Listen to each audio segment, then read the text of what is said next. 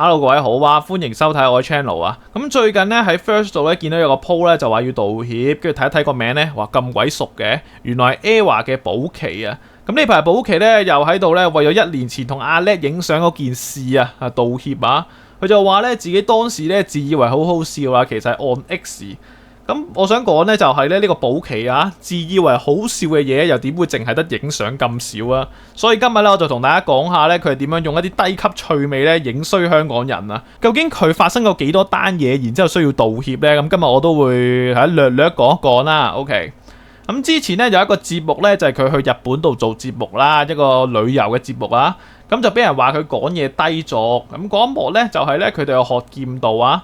人哋咧日本咧係講一個禮儀啦，講尊師重道嘅地方啦，而且咧佢有個小朋友咧去教佢嘢啦，一個小教練啦，都幾細個嘅，咁啊好認真咁啦，幫呢個保錡咧着翻嗰啲嘅劍道嘅衫啦，相關嘅。咁保錡咧竟然咧對住個細路咧講啲咧成年人話題、成年人明嘅嘢啦，都唔知咧佢係有啲咩病啊？呢啲咧唔知咩說話嚟嘅，對住個小朋友講呢啲。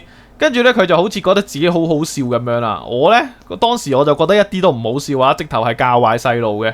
咁所以細路咧當時都俾佢嚇到咧，即刻後退啊。跟住同行嘅旅遊節目嘅另一個主持阿 D 姐，亦即係陳凱玲咧，都忍唔住話佢教壞細路啊。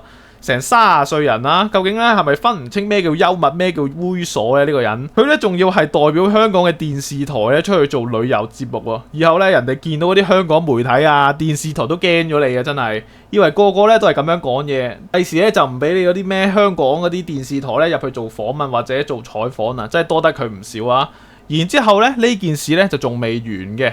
有一幕咧，佢就同 D 姐咧拖住啲羊去散步啦。保錡咧突然之間爆咗一句喎，呢句嘢真係極度黐線啊！佢就話呢個世界咧得翻我同你，一係我強姦你，一係你殺咗個。哇！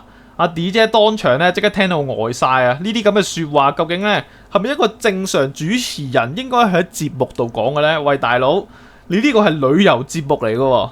講真啦，就算喺任何一個平台咧出呢句説話咧，都已經太過火啦。何況係播晒俾全香港嘅人睇。之後咧，阿 D 姐咧亦都冇再同佢拍過任何嘅節目，或者係咧一齊咧出鏡任何嘅一啲嘅活動啊。仲有一樣咧就係啦，佢就當住幾位70幾歲嘅日本婆婆面前咧，為咗問兩隻羊點樣繁殖咧，竟然作出一啲不雅嘅動作啦，係啊，即係羅志祥嘅光速嘅跳舞啊！日本人咧其實咧就好客氣嘅，但係唔代表咧佢可以咁冇禮貌、咁冇家教去到做呢啲嘢啦。所以咧啲網民咧亦都鬧爆佢啦，佢係老鼠屎嚟嘅，話佢咧一個人咧搞彎晒成個節目啦，係啦，搞彎晒成煲粥啦，一粒老鼠屎。其實咧保錡咧呢一種嘅態度咧都唔係第一日嘅事啦。跟住咧喺呢個2021年啊，佢同沙律拍拖嗰陣咧都俾人爆出軌嘅事件啦，佢就咧開 live 咧就住事件解釋喎。最後咧個 live 係點樣？佢都唔係解釋，佢又唔係認錯，開口埋口咧問候網民嘅阿媽啦，仲怒收成怒咧鬧大家係咪唯恐天下不亂啊？咁呢句嘢咧我都好記得嘅。啊，明明係自己嘅私生活咧處理得差，就話網民想天下大亂。仲有一單咧就係咧佢早排踢波嗰一單啦，即係聽到都覺得搞笑啊！咁佢咧加盟呢一個全民足球體育會啦，結果咧球會啦發聲明咧話佢影響隊友情緒嚇，話佢咧名氣都大唔過尊重嚇，要踢走佢咁話。點知咧轉頭咧球會又話之前係搞笑，係玩流量，一時踢走，跟住一時咧又話留人嚇，彈出彈入啊，最後咧先確認咧真係解約啦。啊，你話咧離唔離譜？成件事係咪有啲咩問題咧？連個球會咧都玩到咁樣，真係咧香港足球界恥辱啊！唔知道係邊個出嘅好主意啊？咁呢個保錡咧自己都認咗啦，多次咧缺席呢個操練同埋比賽，仲話自己咧態度有啲差喎，態度差。你唔係話自己咧跑步之後好正能量嘅咩？因為佢有一排咧就自稱咧話去咗跑步，然之後咧個人咧好有正能量嚇，好自律係啦。咁但係咧，最後結果就係咧，每隔一排就開始出嚟道歉啦。每次出事咧，都會用嗰套公式啊，對唔住啊，會學習咧點樣高級趣味啊，錯就認啊，打就企定。咁以上嘅言論咧，都係佢喺 IG 回覆人嘅時候嘅。咁但係道歉咗咁多次啦，咁究竟呢條友有冇真係變過呢？由日本節目去到踢波嘅風波啦，再到呢個阿叻嘅合照啊，次次都係道歉啊，認錯，話自己會改，跟住咧下次又再嚟過。我都懷疑唔知係咪因為有節目定點樣啦，所以咧佢就出嚟道歉啊，引流量去討論佢啊。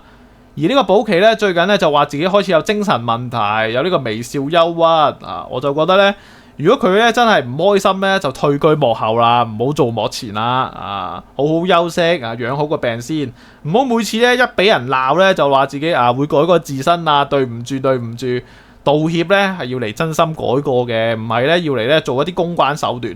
不過諗落咧都幾犀利嘅，其實。真係可以每隔一段時間咧就走翻出嚟繼續道歉。你話其實一個藝人咧要做錯咁多嘢咧，其實都真係好難嘅。係啊，做人咁冇公關咧，其實係真係好難嘅。老實講，佢好似每次都出事啊，係啦，即係冇咩正面嘅一啲新聞嘅，係啦，我真係冇乜印象佢有正面新聞啊。老實講，佢可以每隔一段時間就走出嚟道歉啦，係啦。同埋原來依家藝人咧個底咁樣咧都可以繼續做藝人嘅，都只能講句佩服啊！唔知道各位街坊你哋點睇呢件事呢？大家留言話俾我聽啦！如果中意嘅話，記得咧撳個 like，未訂閱嘅撳個訂閱，感謝各位支持，拜拜。